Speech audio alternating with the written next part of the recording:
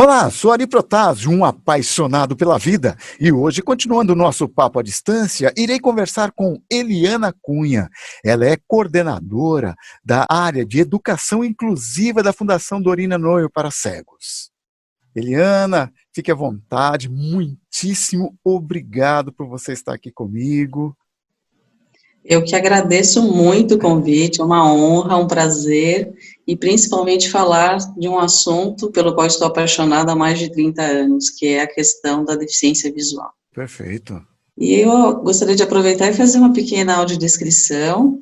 Eu sou uma mulher branca, tenho um cabelo longo, preto, estou na minha casa, na sala da minha casa, e atrás de mim aparece uma borda de um quadro, que eu vou até tomar a liberdade de levantar um pouquinho aqui a imagem, para mostrar para vocês, porque é um quadro que foi justamente pintado por uma pessoa, um paciente meu há muitos anos, o Samuel Campos, que então estava com 3% de visão.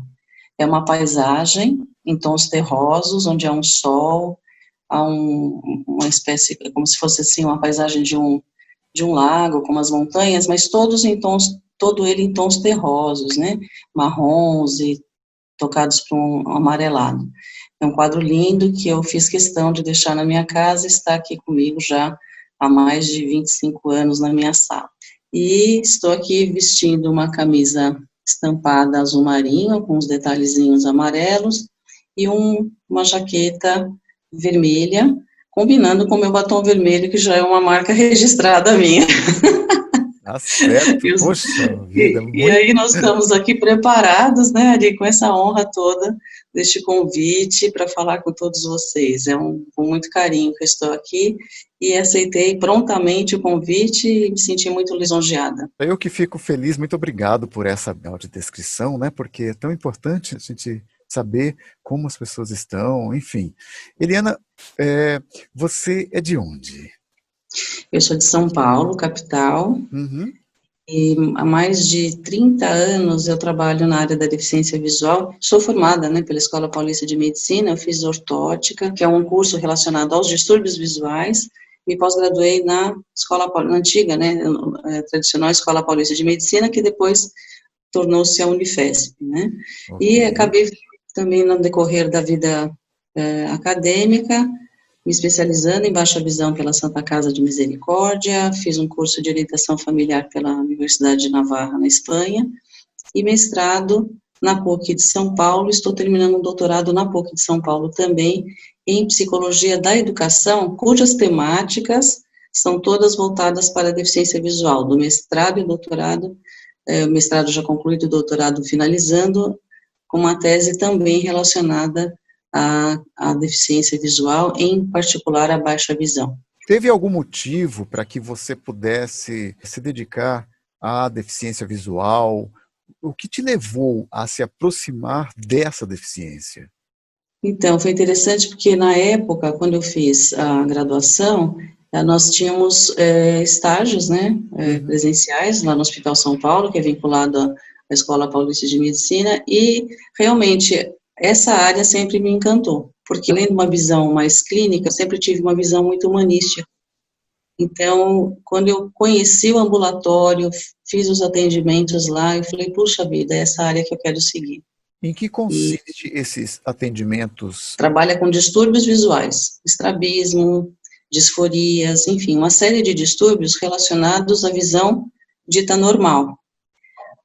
Porém, nos ambulatórios, nós tínhamos também o ambulatório da visão subnormal. Depois passou a se chamar baixa visão, né? Mas na época ainda era visão subnormal, que era o nome tradicional. Eu sou dessa época. Somos.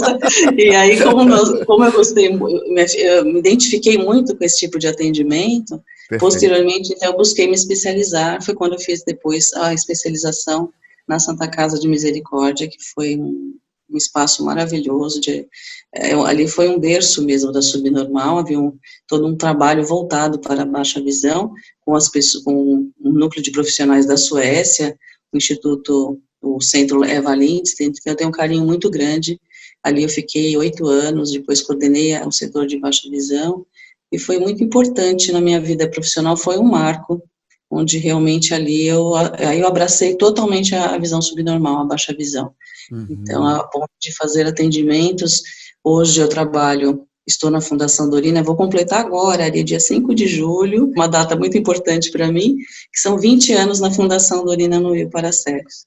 Então, fui contratada em 5 de julho de 2000, e para ampliar exatamente esse atendimento da clínica de visão subnormal, fui a primeira ortoptista da Fundação, com essa característica desse tipo de reabilitação, não que a Fundação não fizesse esse tipo de trabalho, certo, mas com a profissional da área foi a primeira vez. Depois coordenei e gerenciei o atendimento, e há 6 anos estou à frente de uma área chamada Educação Inclusiva, que justamente visa levar informação, formação, palestras e cursos para todo o público, principalmente para os professores. Porque essa questão da inclusão só acontece se os professores também estiverem preparados e a sociedade como um todo. Eu me lembro, 30 anos atrás, né, que quando se falava em inclusão, parecia que era uma palavra assim, de outro planeta. Não tinha esses cursos para que pudesse preparar um professor para receber lá, seja qual for a deficiência for, não é? Os professores, eu me lembro, na minha época de colegial, que teve um professor que chegou para mim e falou o que eu estava fazendo ali. Isso me soou de uma forma tão agressiva. Na época eu me lembro que eu fiquei muito chateado com esse professor. Mas hoje, com a experiência de vida que a gente vai tendo e vai conhecendo as coisas, hoje eu entendo que aquela pessoa era um coitado, ele não tinha sido preparado para poder receber um cego numa sala de aula. E na concepção dele, o cego tinha que ficar em casa ouvindo um radinho no cantinho, sem incomodar, né? Sem incomodar, bem quietinho, por favor. Né? E eu, como sempre fui o cego meio doido, né? Porque desde os 5 anos eu andava de bicicleta, tomava meus tombos. Eu sempre procurei ter uma infância, dentro das minhas limitações, participativa, junto com meus primos, minha irmã, né? Então, o que eu percebo hoje, que graças a profissionais como você, os novos profissionais, e até aqueles que já estão aí lecionando há muitos anos, eles estão tendo a grande oportunidade de ter acesso a informações e se capacitarem para que possam atender melhor os possíveis alunos com uma necessidade diferente. Porque o pessoal fala necessidade especial. Eu não sei o que você acha disso, Helena. Como é que você enxerga isso? Por isso que até em termos de nomenclatura, na linha do tempo, isso se alterou, né? Então, passou-se daquela questão de pessoa com necessidade especial, portadora de deficiência, né? Como se você portasse e depois você colocasse do ladinho, né? Ponho no bolso a minha cegueira. Põe no bolso, né? Agora eu não sou mais portador. Ou então, e a gente até entende que naquele contexto histórico, que é isso que eu falo até quando eu dou as formações, eu falo, gente, tudo a gente tem que ter o cenário histórico do momento. Para aquele momento, era aquilo que se conseguia perceber. Tinha, né? É o que tinha e foram os inícios de tudo, né? Sim. Depois você tem que evoluir. Acontece que às vezes tem profissional que fica preso lá no passado, né? Então, às vezes eu falo assim, o que diferencia não é o fato de falar assim, tenho 30 anos de experiência na área, mas é continuamente estar atualizando. Porque senão, às vezes eu escuto profissionais com conceitos lá retrógrados, que naquele momento histórico cabiam, sim, mas que hoje já não faz mais sentido algum, e alguns até são formadores de opinião. Então, isso é perigoso, porque quando você ainda faz algo num âmbito mais restritivo, o teu dano é mais reduzido. Sim. Quando você é formador, tudo que você fala, que você faz, tem um outro tipo de reflexo e de amplitude de ação. Então, assim, na linha do tempo, essa questão de especial, criança especial, pessoa portadora, depois pessoa deficiente, qualificando o ser, né? Então, se você é uma pessoa deficiente, pronto, você é todo, o que significa isso? E evoluiu agora, recentemente, não tão recentemente, mas é a última evolução da terminologia, porque vai isso mostrando também, porque a palavra tem muita força, né? Às vezes a pessoa fala, isso é mimimi, isso é preciosismo, não é não. Então, é pessoa com deficiência, seja ela qual for, e eu acredito que ainda vai ter, logicamente, outras evoluções. E a partir da Lei Brasileira de Inclusão, que obrigou a inclusão dos alunos com deficiência nas escolas regulares, tem muita gente que esperneia, fala, não precisa ter lei. Lógico que precisa. Se não houvesse a lei, não estaríamos no patamar que estamos agora. Tem muita coisa a conquistar, mas muita coisa foi conquistada justamente nessa trama dos esforços sociais linkados, então, provocando as políticas públicas, fazendo com que as políticas públicas evoluam e que as leis sejam não só escritas, mas realmente colocadas na prática, né? Porque se não houver lei, gente, tem gente que fala assim, não precisa, precisa sim. Se não tiver lei, pessoa com deficiência não é contratada, o aluno com deficiência não estaria na escola regular. Mas aí eu estudo vozes, ainda há muita dificuldade, é melhor deixar essa criança numa escola especial. Não, senhor, tem que adaptar, melhorar a abordagem, adequar a abordagem da escola regular para justamente essa criança ter todos os seus direitos de cidadão desenvolvidos, e olha que bacana, né, Ari, essa criançada, isso eu acho demais, tá? É a parte que eu mais vibro. Essa criançada vai ter colegas com um ambiente extremamente diversificado. Ninguém vai ficar chocado daqui a umas próximas gerações, em próximas gerações, nossa, essa pessoa é cega e faz entrevista. Nossa, essa pessoa é cega e está trabalhando no banco, ou é advogado, ou enfim, qualquer tipo de profissão. Não vai haver esse choque tão grande como ainda, com certeza, você escuta muito. E voltando a essa questão da lei, né, Eliana, você vê, eu vou te citar um exemplo bem simples de que como precisa se ter lei. Por que que hoje todo mundo usa cinto de segurança? É isso aí. Né? Por quê? Não é porque teve vontade, não foi porque teve vontade, porque tem uma lei e que, se não for cumprida, você mexe no bolso. Vai mexer no bolso. Então, quando falou de mexer no bolso, todo ser fica mais esperto. Fica. E não tem outra forma. Tem gente que fala assim, eu faria, tá? Você é um ponto isolado no universo. E a gente não sabia antes. Né? E Ari, a gente não sabia antes do cinto, essa história do cinto é fantástica. Antes de proibir, a gente já não sabia que era perigoso? Sabia. Porém, é a mesma coisa a questão do cigarro, fumar em lugar fechado. Quantos anos a gente sabe que fumar, os danos do fumo, o prejuízo do fumante passivo e tal. Aí vem a lei, multou, pronto, agora nem se cogita em fumar em algum lugar fechado. Mas você sabe que isso tá aí uma coisa legal que o nosso país tem. Porque, olha, na Europa, o que se fuma é um negócio de louco. Absurdo, né? Sabe, você entra nos restaurantes, você não acredita. Você quase é defumado. Né? Porque que acontece? Eu venho de uma época que eu toquei em eventos durante 36 anos, e quando eu comecei a tocar, era uma época que todo mundo fumava. Nossa, né? Então era um sofrimento, era um sofrimento, né? Porque eu tenho alergia a cigarro, imagina, né? Quem canta com alergia a cigarro. Olha, depois dessa lei, você entra nos lugares, é muito agradável, né? Porque você não fica refém de ter que fumar, né? De forma passiva ali, né? Então, e a gente sabe o mal que faz, né, também. E hoje você vê que na Europa isso ainda é muito, mas é muito forte. Então tá aí uma coisa boa que nosso país tem, né? O pessoal gosta só de apontar as coisas ruins. Eu falo, gente, vamos lembrar as coisas boas que estão acontecendo. E trazendo para a nossa realidade, a realidade da pessoa com deficiência, muita coisa já melhorou, né, Eliana? Muita coisa já melhorou, né? E tem que ser dito isso, né? E tem que ser dito.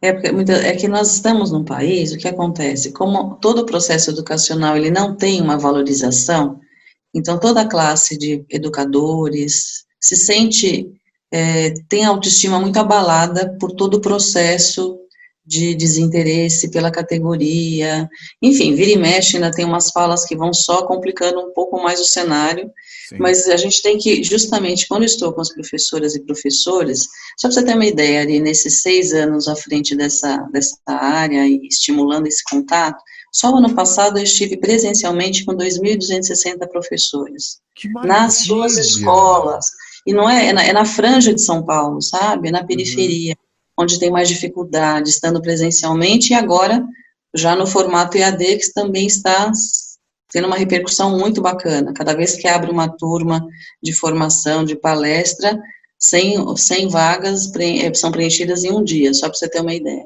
E Então, isso é muito, você tem tenho feito feito isso? regularmente. Ah, é? Você tem Agora, a usado essas partir de plataformas junho, agora? Teams, Zoom, muitas Aham. vezes nós fazemos, então nós temos as nossas formações que nós escolhemos um dia e data, e os professores se inscrevem, e também as consultorias, e de acordo com temáticas que, por exemplo, uma escola solicita. Então, essa semana passada, por exemplo, teve uma série de professores do AEE, que são aqueles direcionados mesmo à educação especial, ao atendimento educacional especializado, tinham 120 professores. Que E a gente maravilha! conversou, bateu papo por 3 horas. Então, Poxa, assim, é uma troca de experiências extremamente rica, em que eles trazem as dificuldades, eles trazem o que fazer, e inclusive dicas e orientações para esse momento à distância. Então, tudo isso é muito rico e que eu falo para a turma, presencialmente e agora à distância. Gente, agora eu considero isso, tá? É uma fase extremamente importante de transição da inclusão educacional. Extremamente importante. Porque ainda há algumas vozes querendo um retrocesso. Então, e como toda geração, que a nossa geração está chamada a essa transição.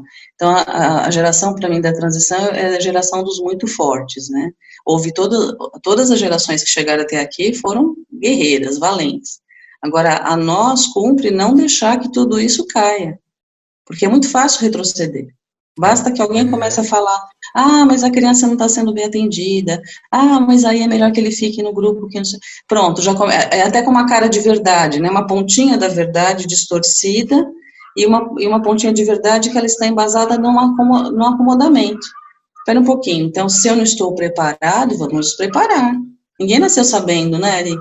Quando eu fui para claro. essa área, que você falou assim, o que te encantou? Tá, eu tive lá os primeiros conceitos, eu gostei dessa área, eu vou estudar, eu vou me especializar, e não precisa ter uma especialização até formal, é atualizar com cursos, com palestras, com livros, com publicações, você tem que estar plugado, Com e colocar na certeza. prática aquilo que você observa no que vem de teóricos, né, e Uhum. que isso é muito importante, e essa questão, porque eu falo para os professores, a nossa parte clínica, então, o oftalmologista faz avaliação clínica, a minha área faz avaliação funcional clínica complementar. Essa área da saúde clínica, ela tem uma importância, ao meu ver, na pontinha do iceberg. O iceberg é conformado pela família e pela escola, e principalmente pela escola, que muitas vezes é a ponte com a família. São famílias que sofrem, famílias que não sabem, na maioria das vezes, o que fazer, que têm o seu Uhum. sentimento de perda, têm o seu sentimento de dúvida, né?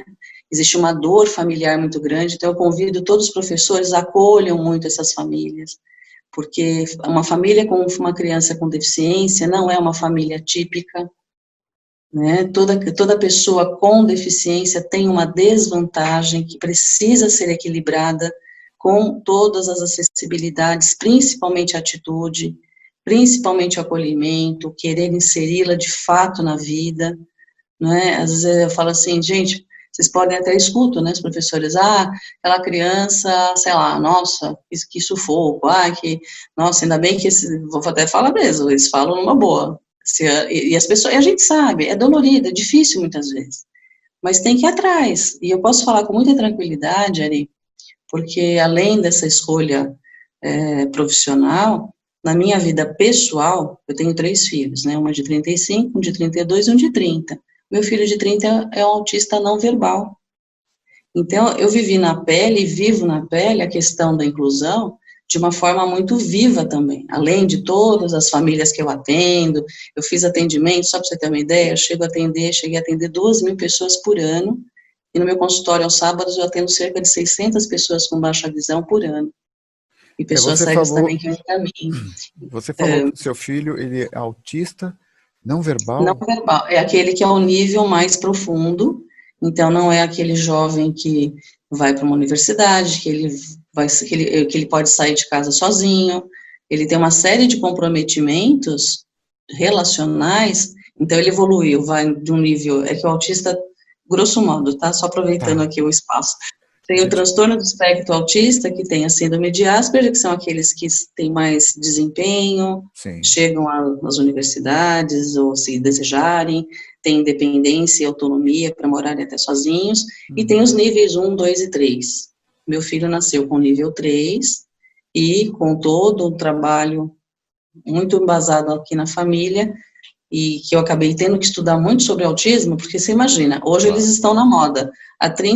Quando eu percebi os primeiros sinais, aí já conto 28 anos atrás. Não se falava em autismo, nem diagnóstico nós tínhamos. Meu Na Deus. verdade, de uma certa forma, assim, eu vi que era, eu diagnostiquei, aspas aí, tá? Que eu não Aham, sou especialista, mas eu vi que era, fiz sim. as abordagens, encontrei uma psicóloga para fazer o acompanhamento e estudei muito, muito, muito mesmo. E principalmente o trabalho em casa com os irmãos, enfim. Então isso tudo é muito rico quando a importância da família no processo de inclusão das crianças com deficiência, seja qual for a deficiência. Só para me Porque, entender um inclusive, pouquinho. sim, Ele não fala. ele fala pouquíssimo, ele se comunica de outras formas, mas o autista, que a gente chama não verbal, ele tem porque o autismo ele é neurológico, né? Ah, tá. Então, os últimos estudos já sinalizam que é a combinação genética daquele homem com aquela mulher que favorece o surgimento do autismo, é neurológico, então e há uma confusão danada, né, Ari, porque teve um médico na Europa que soltou um boato lá que estava relacionado com vacina. Meu Aí Deus. começaram a parar de vacinar as crianças contra sarampo, por isso que o sarampo voltou, e o sarampo é uma das causas de deficiência visual também. Sim. Na Europa, inclusive, que você falou da multa, né? Estão começando a multar as famílias que não vacinam os filhos. Olha que absurdo, porque essas Meu correntes. E Deus são do pessoas céu. ditas cultas, Ah, sim. socialmente desenvolvidas, sabe aquela coisa? Nós É, somos os sei. bacanas, mas a gente não vacina os filhos. E aí ressurgem doenças e problemas porque querem explicar algo que, na verdade, é assim, e é um nascimento para cada 45 nascimentos. Então, eu vou nas escolas, a quantidade de autistas de todos os níveis é enorme. Ah, mas é agora, é por causa do ar, é por causa... Não, é porque agora eles são diagnosticados, gente.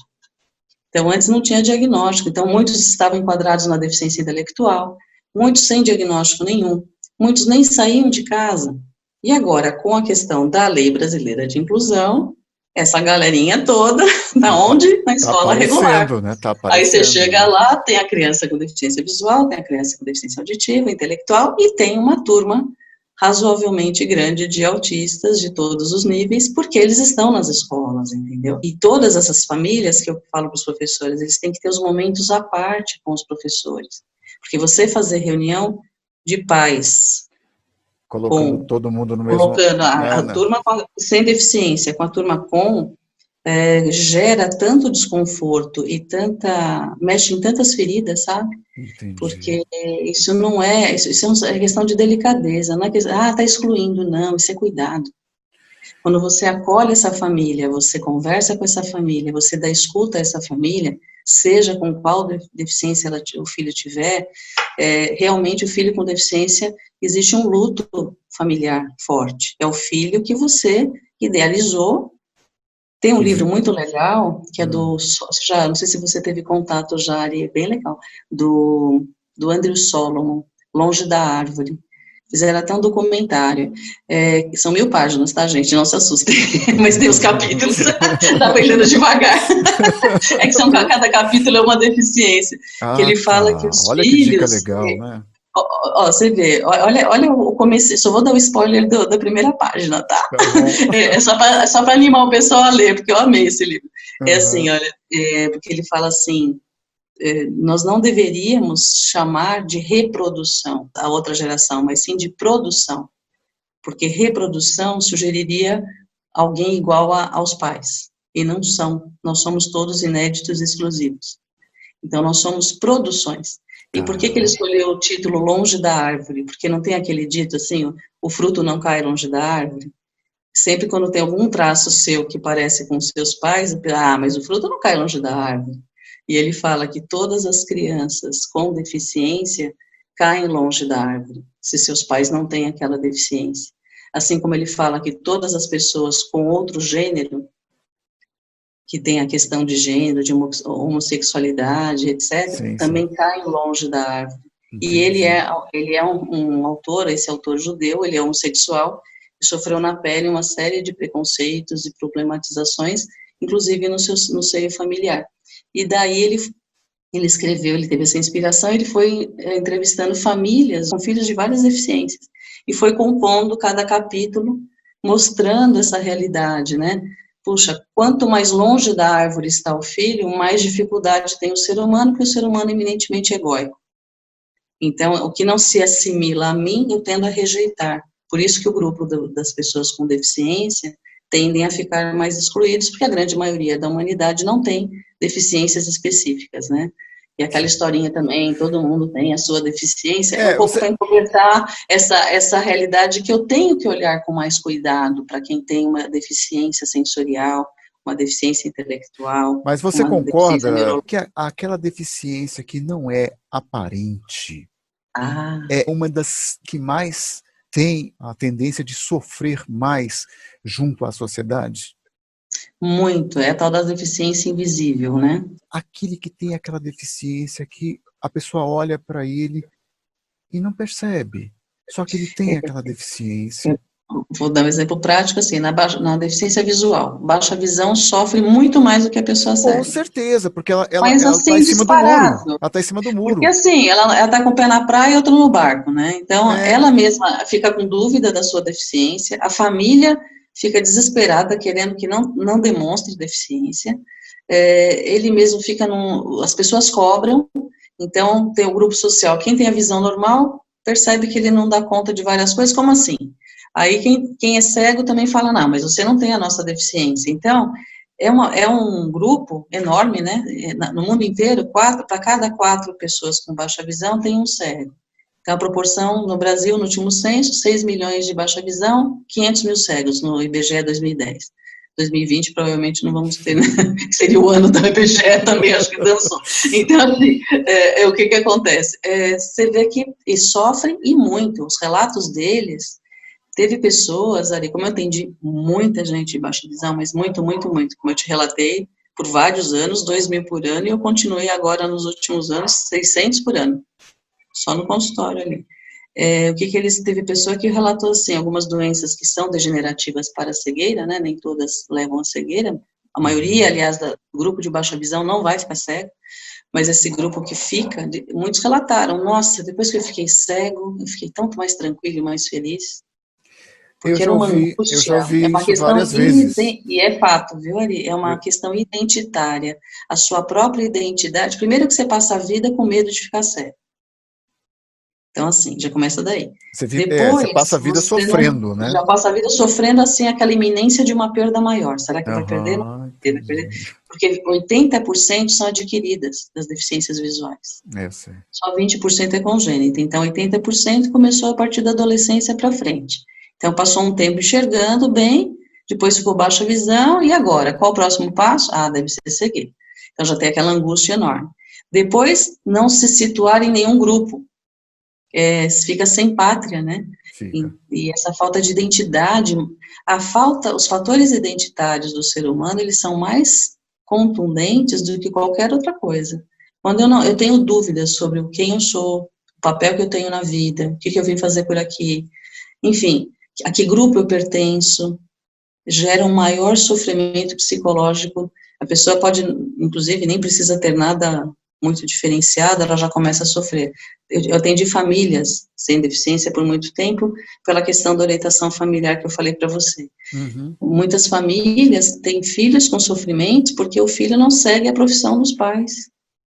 Bastou isso, já gera uma trauma, rejeição né? enorme, um trauma, rejeita o filho. Tem filho que sai de casa porque os pais idealizaram que ele deveria, sei lá, assumir os negócios da família, ter a profissão não sei de quem, para você ver como esse sofrimento gera uma questão de identidade, porque quem que é o bom educador, seja dos nossos filhos ou seja dos alunos? É potencializar esse ser que veio ao mundo. Você acha, Eliana, que é por isso que hoje o nosso modelo de educação está sendo tão contestado? Eu penso que sim, Ari, vai ter que ter uma baita revolução, sabe? Primeiro que ele é muito compactado, abre pouca brecha de diversidade até de maneiras de como passar esses conteúdos, de como avaliar, como é que você pode ter uma avaliação única para pessoas tão diferentes. Hoje, analisando esse nosso modelo de educação, ele exclui as potencialidades das pessoas. Isso.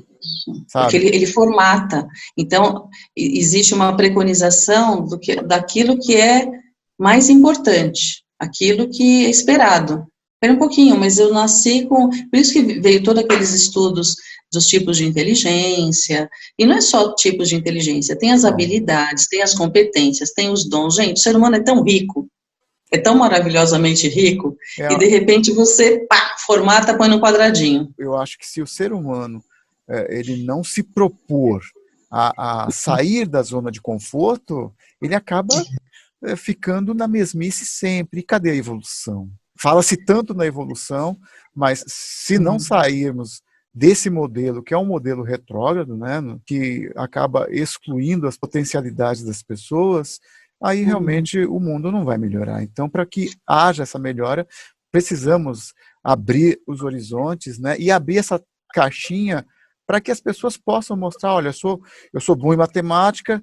sou péssimo em português, então vou me dedicar à matemática. Agora, porque eu sou ruim em português, eu não tenho condições de fazer sucesso na minha vida? Não é isso, né? Eu acho a vida está muito acima, né? Está muito acima, e olha, e até um momento como esse que a gente está vivendo, deveria servir para aprofundar mais ainda nessa reflexão, porque ninguém busca uma pandemia, mas está aí. E realmente a questão de ver a vida como um tempo de evolução, né? A nossa sociedade, ela acabou tendo evoluções tecnológicas, científicas, porém, cada vez mais superficiais e mais egocêntricas. Então, aquilo que não me satisfaz, aquilo que me chateia, daí vem também essa questão educacional que, só para completar esse pensamento, os pais não podem ver os filhos chorar, não pode falar não. De onde vem essa questão do não limite? Eu acho muito curioso quando eu escuto assim, os pais estão tendo que conviver com os filhos por causa da pandemia. Isso é uma loucura. Gente, eu falo, oi? Isso é uma loucura. Eu até fico bravo. Recorrente, hein? Eu até fico bravo quando eu ouço isso. Não, porque... Dá uma falta de ar, né? Não, eu sou descendente libanês, o sangue árabe sobe, eu falo, gente, mas como é que pode... assim, precisou olha que ganho da pandemia, os pais têm que conviver. E você viu, com os filhos. Eu ouvi semana passada que o índice de divórcio aumentou. Aumentou porque as pessoas não... Não, por causa disso é que é bizarro, né? Então, índice de divórcio, pais, índice de agressão contra a mulher, índice de abuso com as crianças, os pais cansados de estarem com seus filhos, outros, assim, descobrindo que existe o filho. Então, assim, é uma situação que você fica... que revela muito por onde anda a nossa sociedade, né, Ari? E aí, nesse contexto, você imagina uma criança, um jovem, um adulto com deficiência.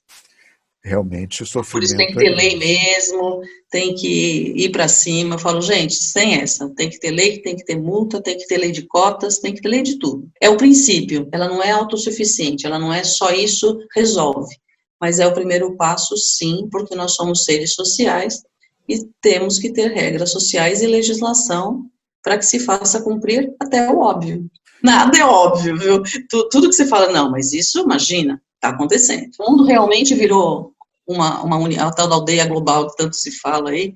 Realmente, você espirra aqui, dali a um minuto estão falando de saúde acolá, do outro lado do mundo. O mundo é o quintal de casa, né? O mundo e não dá mais para esconder ali. Antes, uma coisa que levava anos, ou nem era descoberta, hoje, nossa, é muito rápido, né, tudo. Inclusive, coisas também não verídicas, né? Olha que loucura, né? Ao mesmo tempo que você tem para o bem, tem para o mal. Você tem informação, porque informação não é conhecimento, né? Informação como o nome diz, é só o relato do... É só né? é só um conteúdo. É. Para ser conhecimento, tem que passar pelo crivo de quem realmente domina o assunto e corroborar, ver se é isso mesmo. Só que o pessoal não faz, pega a informação E sai e disseminando. multiplica, sai compartilhando, vira verdade, de repente, e quando você viu, já virou aquela confusão. Então, mas esse é o mundo que a gente está agora, né? Esse é mais um desafio histórico para a gente, e por isso que esses espaços como o seu são importantíssimos, porque aí você Obrigado. traz para as pessoas, é verdade, Ari, isso é como se diz, é uma missão sua de social extremamente importante, porque é um espaço que você seleciona as pessoas que você traz, que traz informação com base, e isso faz falta, sabe? Isso faz muita falta, isso esclarece, descortina muita coisa. Isso traz para as pessoas, para a sociedade, algo de bom, sabe? É o bom caminho, né? Então, isso é muito bacana. Obrigado. Você sabe que é muito difícil, porque é uma disruptura que eu faço, porque o que faz sucesso? O que se propaga com facilidade? São as coisas fúteis. Tanto que o canal demora para crescer. Eu estou há 3 anos, tal. Cada dia eu fico mais feliz quando eu conheço uma pessoa como você, que se dedica, que faz um trabalho de uma extrema importância para a nossa sociedade. Hoje está tendo pessoas como você que põem holofote sobre isso, está preparando outras pessoas, que eu acho extremamente importante para as próximas gerações, lembrarem que um dia teve uma profissional como a Eliana, que preparou ali vários professores, que levou conhecimento, que levou a informação de forma correta. Então, por isso que eu me empolgo a cada dia mais, trazer luz para esse tipo de situação, porque nós somos muito carentes da informação certa. Por isso que nesses últimos 6 anos a Fundação Dorina se preocupou, porque era algo que eu fazia mais pontualmente, mas aí agora canalizou mesmo nessa área, que é para levar mesmo esse conhecimento de uma forma consistente. Para o nosso amigo, nossa amiga professora que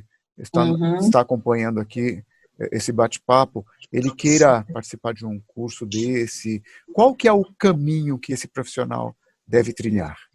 Olha, esse profissional, ele pode acessar a página do Face da Fundação Dorina, mas eu tenho um meio que eu acho que é o que mais funciona, viu? Eu dou meu celular, que é o WhatsApp, e dou meu e-mail.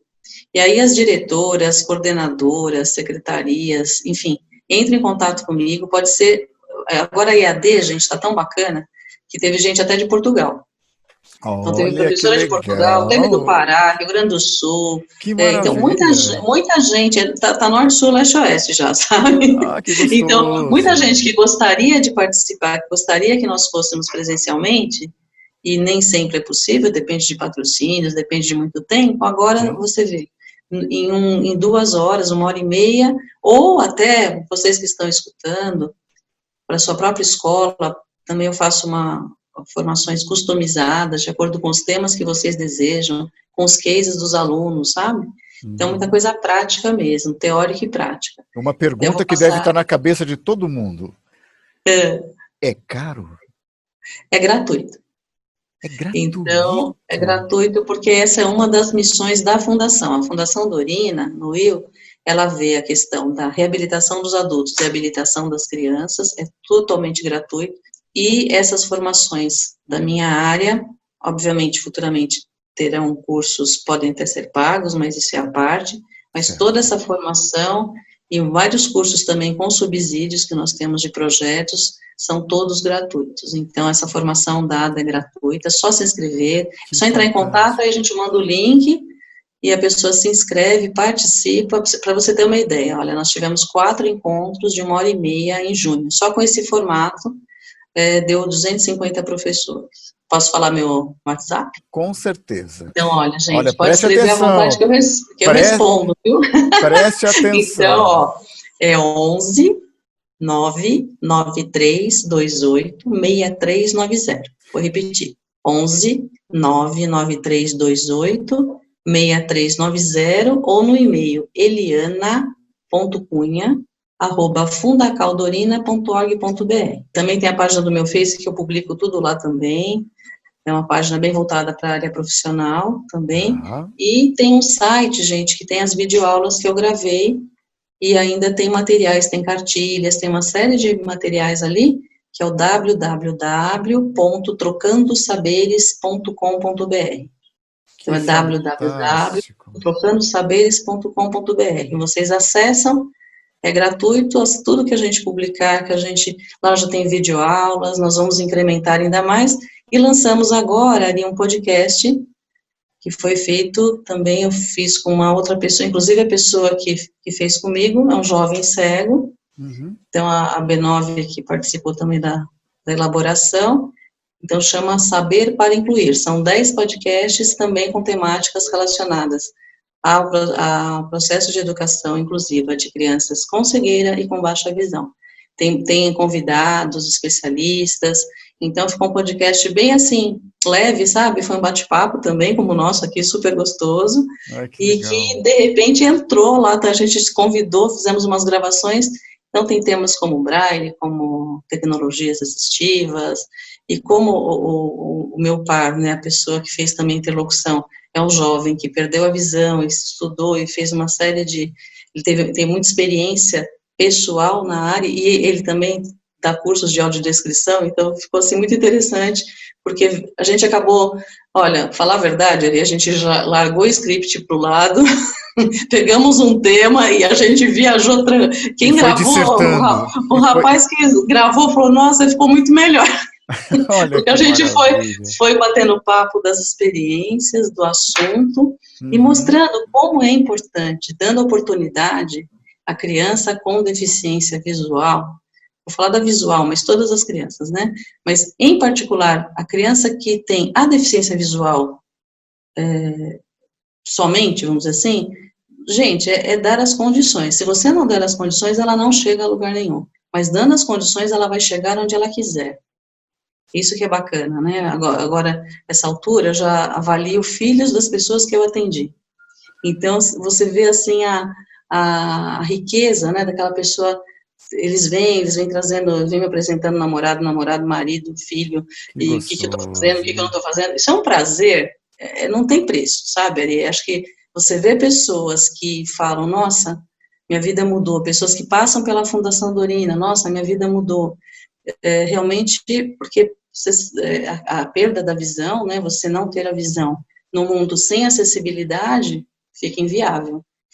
Você tocou bem como a questão da invisibilidade, então tem a questão da baixa visão, aquelas pessoas que têm perdas auditivas parciais, os autistas, que têm uma afeição convencional, você olha para o meu filho e fala, não tem nada, daqui a pouco você vai convivendo, você vê que tem alterações. Entendi. Então, mas é uma criança que eu sempre tomei cuidado. Imagina, o porteiro aqui do prédio tinha que ser avisado assim, olha, qualquer filho meu que passar, você fecha a porta. Porque ele não ia distinguir pelo jeito, pela forma, entende? Então, são crianças que, a criança com baixa visão, são crianças que passam por crianças que não querem estudar, que não estão atentas, que tem, o que essa criança tem? Tem transtorno de déficit de atenção, e no fim, muitas vezes, ou é uma deficiência visual, ou às vezes, sabe o que é? Às vezes não é nem deficiência visual, é uma falta de óculos. Olha só, né? Criança que nasce míope, que você não diagnostica, então acho que uma dica legal é que no primeiro ano de vida todo mundo faça o exame oftalmológico, mas se não deu, observa, sabe? Vê se a criança, essa desatenção, ou tropeçar, ou aproximar muito dos objetos, pode ser só uma falta de óculos, ou pode ser aí uma baixa visão. Então, de qualquer maneira, há recursos, há meios para que essa criança se desenvolva. Perceber que uma criança não tem visão, por exemplo, uma criança cega, ela não vai ter condições vai ter condições de tudo, gente. Ela vai se alfabetizar pelo Braille, ela vai aprender tudo, ela vai... Nossa, é uma riqueza. Você vê crianças... Eu fui até num outro evento, que eu sou muito agraciada, sabe, Ari? Que o pessoal me convida para mostrar assim, olha o que eu estou fazendo aqui. Então, super bem empregados também, desenvolvendo trabalhos em tecnologia, olha, toda sorte de trabalhos que você possa imaginar, e não só o trabalho, você vê a alegria da pessoa, né? Porque por meio do trabalho a gente se desenvolve, né, Ali? Então, você privar uma criança da educação, você já está condenando o futuro dela na sociedade, no seu próprio desempenho profissional, de trabalho, que muito além do que ganhar o seu sustento, que é importante, mas é um meio pelo qual nós evoluímos, nós damos a nossa contribuição ao mundo. Como era a tua visão da pessoa cega antes de você começar a trabalhar efetivamente com essas pessoas e como é essa sua visão hoje? Eu comecei a minha vida, eu me encantei e a minha vida profissional estava direcionada à baixa visão, certo? Certo. Quando eu entrei na Fundação Dorina, eu recebi um convite, inclusive, que foi muito bacana na época, e que eu deixei a Santa Casa tal para ficar na fundação, porque eu vi que era um espaço incrivelmente diferenciado para essa área. Foi a primeira vez que eu tive contato próximo com cegos. Ok. Inclusive, olha que curioso. Então, antes da baixa visão, quando eu comecei a ter o contato, era como se era um grupo que, inclusive, eu quase não conhecia ninguém com deficiência visual. Eu não via essas pessoas à minha volta. Eu não tive na escola, não tive no meu ambiente social, eu não tive no ambiente de universidade. Nunca, não havia essa, há 30 e tantos anos atrás, não tinha nem essa circulação das pessoas com deficiência. Vou falar da visual em concreto, mas não tinha, não fazia parte do universo. Aí depois, baixa visão. Aí, ok, mergulhei com tudo, aí foi aquele contato maravilhoso e de conhecimento, e o conhecimento muito mais na prática, né, no contato com as pessoas, na escuta, né, não é só no atendimento, é na escuta atenta, espera um pouquinho, o que essa pessoa está me trazendo? E uma riqueza enorme. Quando eu entrei na fundação, eu falei, ops, pessoas cegas é um outro mundo, não tem nada a ver com a baixa visão. E aí eu fui fazer o quê? Estudar, escutar, me aproximar, e não era nem meu grupo de atendimento. Eu fui lá para atender pessoas com baixa visão. Quando eu descortinei aquele outro mundo, eu falei, uau, eu quero conhecer muito. Fiz amigos, foi o Marquiano, inclusive, um grande amigo, outras pessoas que, nossa, um querido, já esteve aqui no uma canal. Pessoa diferenciadíssima. Então, assim, humana, né? Então, você vê, assim, gente que ali fez parte do meu núcleo, conversar e trocar, me informar. Então, isso tudo criou, assim, uma riqueza. Então, gente, a primeira coisa, né, que eu acho fantástico nesse processo da inclusão e das pessoas com deficiência, está em tudo que é canto mesmo. Eu falo, gente, vai para o mundo, não fica aqui dentro, não. É justamente o contato. Se você não conhece, então se aproxima. Não tenha medo de perguntar, sabe? Se você tem a oportunidade de conviver com alguém com deficiência, e com certeza você tem hoje, porque as pessoas estão agora, graças a Deus, no mundão de meu Deus, se aproxima, conversa de um jeito gostoso, faz amizade, sabe, não só com aquele espírito que uma vez ouvindo muitas pessoas, né, o que me incomoda é cada vez que eu me aproximo é assim, o que aconteceu com você? Por que você perdeu a visão? Não é só nesse âmbito, que deixa que a pessoa, se quiser falar, ela fala, mas conheça o ser humano que está ali. Porque enquanto a deficiência chega antes, então, geralmente a pessoa fala assim, não, é aquele cego, é aquela pessoa com baixa visão, é aquele autista, é aquele com síndrome de Down. Não, quem é a pessoa, de fato, a deficiência é uma característica, gente. Não é, se você, olha, isso, eu falo nisso e me incomoda isso desde a época lá atrás, olha, eu era bem novinha, quando falava assim, nós vamos atender um glaucoma, 2 cataratas e uma toxoplasmose. Eu falei, eu não atendo glaucoma, eu não atendo catarata, eu atendo a dona Maria, que tem uma catarata. Eu atendo pessoas, né? Eu atendo pessoas, pelo amor de Deus.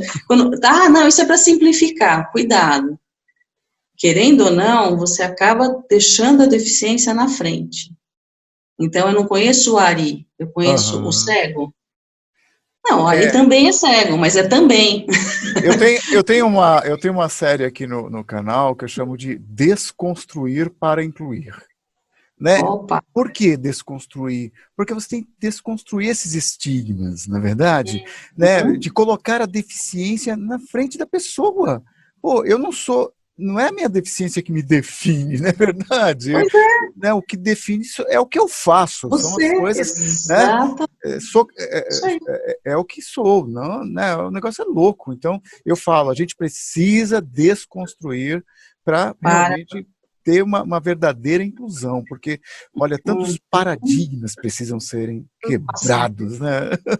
Não, eu falo umas coisas até que são meio assim impactantes, eu vejo que impacta, mas enfim, preconceito todo ser humano tem. Claro. Depende do nível, né? É. Mas mesmo que você seja a pessoa mais preconceituosa do planeta Terra, você não tem o direito de projetar a consequência disso em nenhuma pessoa. Então, se você sente preconceito, azar é seu que você vai sofrer mais, paciência. Eu digo que... Se você dá voz a esse preconceito, você não trabalha esse preconceito, que muitas vezes é fruto de até não contato, não conhecer, né? Sim, Aquilo sim. que eu desconheço, eu tendo a rechaçar. Eu não conheço. É a mesma coisa. Ari, você não gosta de pizza? Como assim? Porque a minha referência de vida é que tem que gostar de pizza. O ser humano é assim, né? O que eu não conheço, o que eu gosto é mundo, e o que eu não gosto, imagina, fulano é vegano. Até coisinhas assim, de escolha muito do dia a dia, geram uma comoção.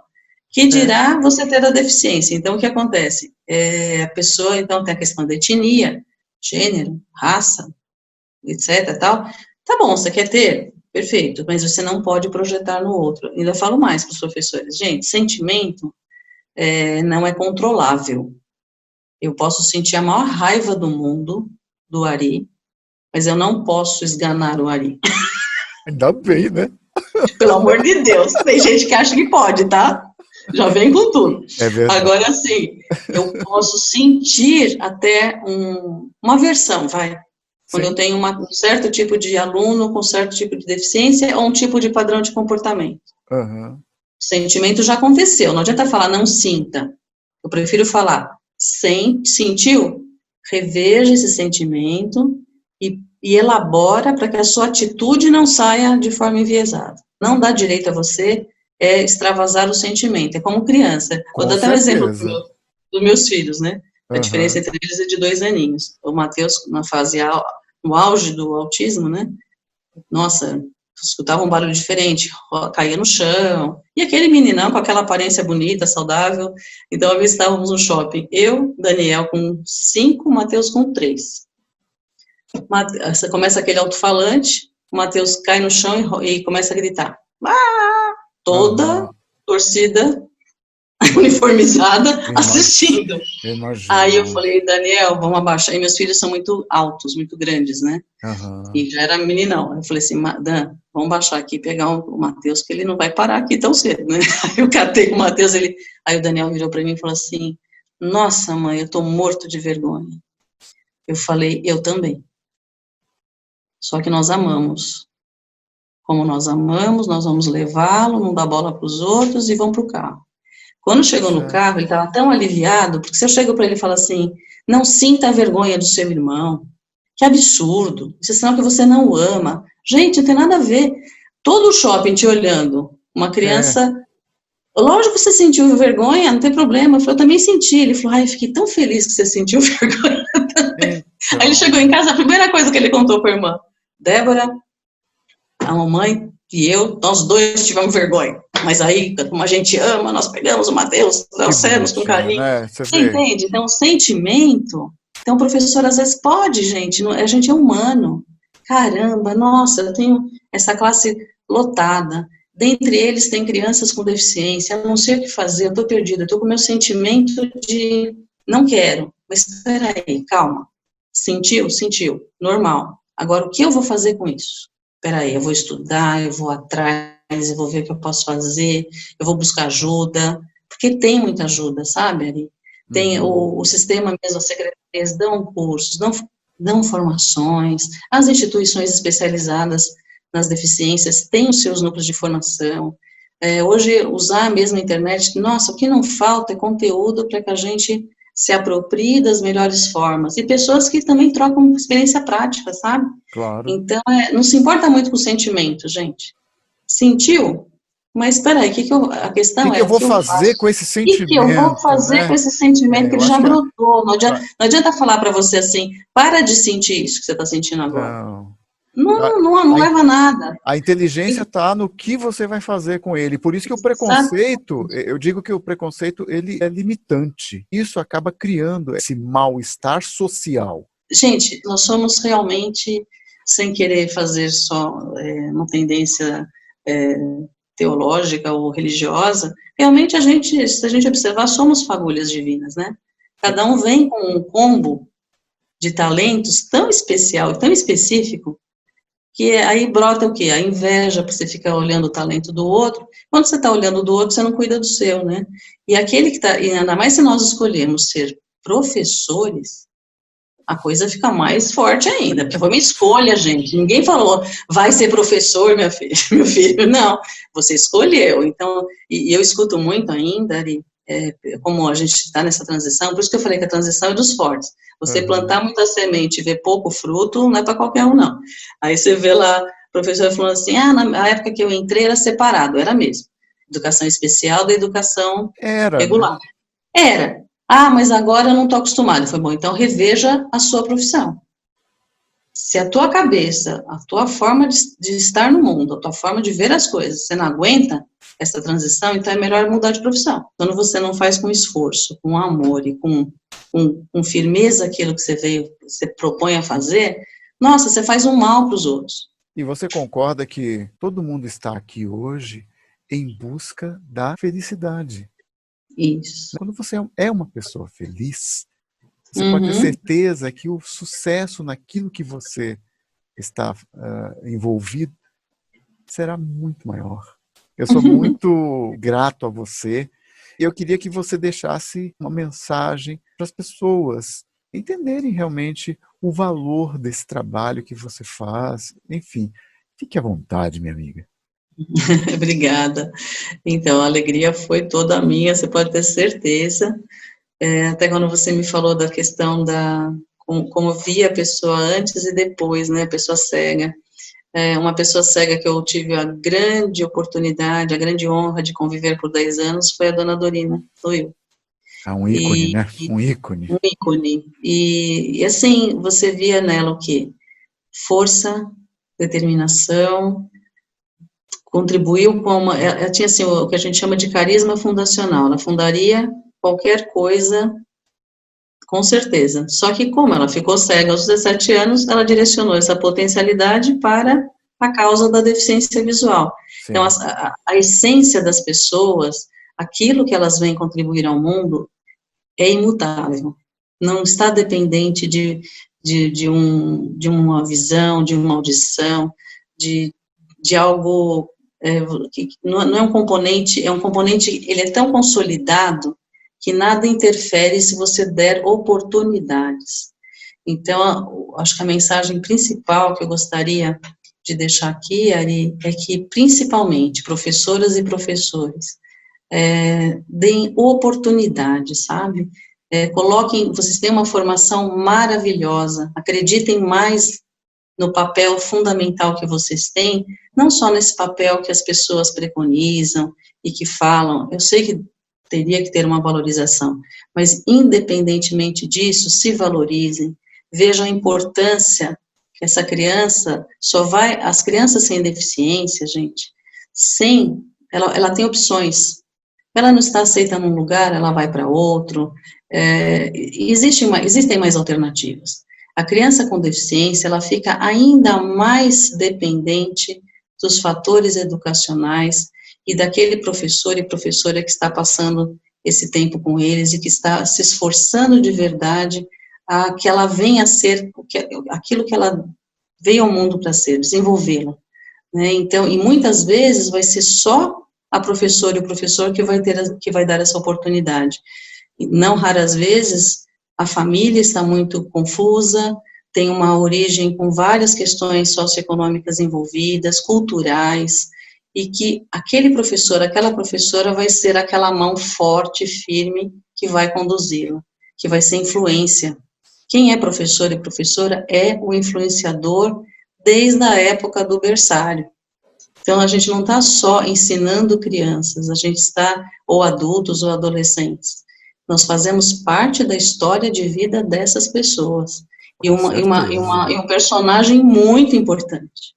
É um personagem muito importante. Não pode simplesmente achar que... A gente não está ensinando um matemática, outro química, outro física. Muito mais do que isso, aqueles olhinhos assim brilhantes, aquele ouvidinho atento, ou quem não tem, eles não estão vendo muitas vezes com o globo ocular, mas eles estão vendo a gente o tempo todo, estão percebendo quem nós somos, o que nós falamos. Sabe o que é gostoso? Ouvir assim da criançadinha, nossa, eu tô com uma saudade de te abraçar. Então, é isso que faz falta. O saber que você existe do outro lado me deixa feliz. Olha que gostoso ouvir isso. E não é uma coisa superficial. E como os professores, eles ouvem isso de muitas crianças. Como as crianças sentem falta disso, né? Então, tem pessoas que eu atendo, que mandam WhatsApp, umas senhorinhas que têm, eu tô morrendo de saudade de estar... mas não é tanto do atendimento mesmo lá do treinamento, eu tô saudade de estar com você, sabe? Porque me dá ânimo, me dá alegria. Olha a felicidade Agora, aí, ó. eu voltei a atender agora nesse mês, não dá para abraçar, mas só de ver de longe, só de estar junto, de dar uma palavra, porque nós seres humanos, para terminar, e tem uma palavrinha que é necessária, uma palavrinha que define aquilo que é muito necessário para todo ser humano, que se chama afeto. Então, tudo mais a gente supera se a gente não tiver. E terminando com uma frase de um pensador que definiu assim: todo ser humano precisa sentir-se amado por pelo menos uma pessoa no mundo. Não é ouvir que é amado, é sentir-se amado. E muitas crianças que eu atendo, que vocês, professores e professoras, têm na sala de aula, podem ter certeza que pode ser que você seja a única pessoa que ele vai se sentir amado. Então, é muito além de conteúdos, é muito além de currículo, tá? É algo fundamental. E quando a gente se sente amado, se sente aceito, gente, olha, a gente vai longe. Não é, Ari? Um lugar desse, o teu canal é puro afeto, Ari. Por que as pessoas gostam de vir aqui? O teu canal é puro afeto, entendeu? Porque quando você se sente acolhido, você se sente em casa, nossa, o coração se abre, a gente quer ficar, o tempo voa, né? Isso olha, é muito bom. Isso é muito rico. Mim, isso você massageou meu ego, né? Porque que delícia saber que você se sentiu à vontade, e eu só posso ser assim muito grato a você pela sua generosidade. Foi mas um grande prazer mesmo poder estar ouvindo as suas histórias, aprendendo muito com você, e como eu digo no meu livro, acredite, você pode. Isso mesmo. Muito bom, muitíssimo obrigada, viu? De coração. Se você gostou desse vídeo, deixe aí o seu like, compartilhe com seus amigos. Caso não esteja inscrito aqui no canal, se inscreva. Acredite, você pode. Que tal ser feliz? Adquira meu livro, Acredite, você pode. Vendas, livro impresso e audiolivro, WhatsApp, 11 9 8478 5565. Livro impresso, Livrarias Curitiba, Shopping Metrô Tucuruvi, São Paulo e Vale Sul Shopping, São José dos Campos, São Paulo. Espaço Cultural Alberico Rodrigues, Praça Benedito Calixto, 159, São Paulo. E-book na Amazon, www.amazon.com.br.